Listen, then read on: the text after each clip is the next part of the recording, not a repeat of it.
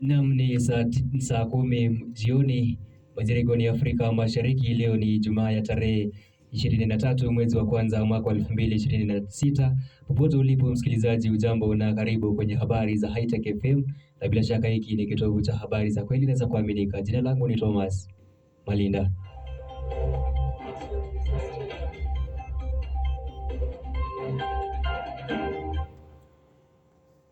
Edwin Gathigi mwenye umri wa miaka 19 ameachiliwa huru baada ya kuhukumiwa kifungo cha maisha miaka miwili iliyopita. Kijana huyo ameachiliwa huru baada ya nyanyake ambaye alikuwa shahidi mkuu katika kesi hiyo kukiri baadaye kwamba alidanganya mahakamani.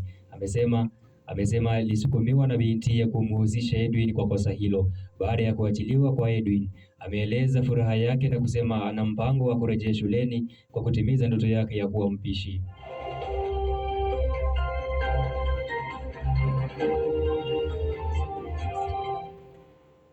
Jaji mkuu mstaafu David Maraga amemhimiza Rais William Ruto kurejesha fedha za umma zilizotumika kwa washauri wa rais. Maraga ameeleza kuunga mkono uamuzi wa Jaji Bahati Mwamuye ambao ulitaja ukiukaji wa taratibu, ukosefu wa ushiriki wa umma na matumizi mabaya ya pesa za umma. Kulingana na Maraga, kuundwa kwa nafasi za ushauri wa rais kulipuuza mara kwa mara taratibu za lazima za kikatiba.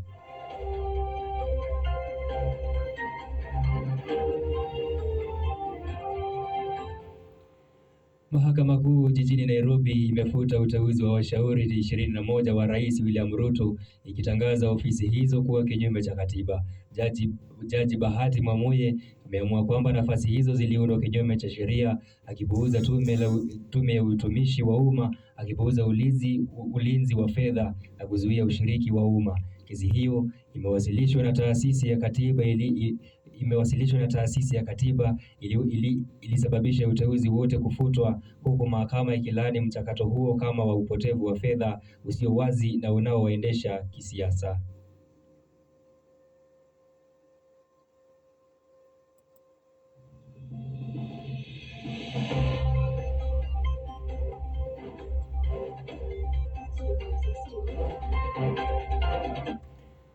Na kwenye rubaa za kimataifa ni kwamba Marekani imeitaka serikali ya Nigeria kuongeza juhudi katika kuwalinda Wakristo katika taifa hilo la Afrika Magharibi baada ya tukio la hivi punde la utekaji nyara katika makanisa mawili jimboni Kaduna.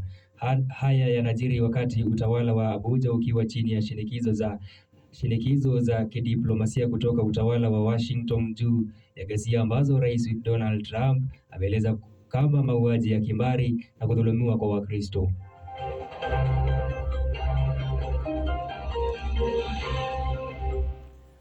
Na hapo msikilizaji, ndipo mwisho wa habari za Hitech FM, stesheni inayovuma kwa kishindo. Tumejiandaa ndani na nje kukuletea habari kemkem. Tunasema asante msikilizaji kwa kusimama nasi. Pia unaweza ukatutembelea kwenye mitandao yetu ya kijamii TikTok, Facebook, Instagram au kwenye tovuti yetu www.hitechfm.co.ke. Jina langu ni Thomas Malinda na kutakia usikilizaji bora.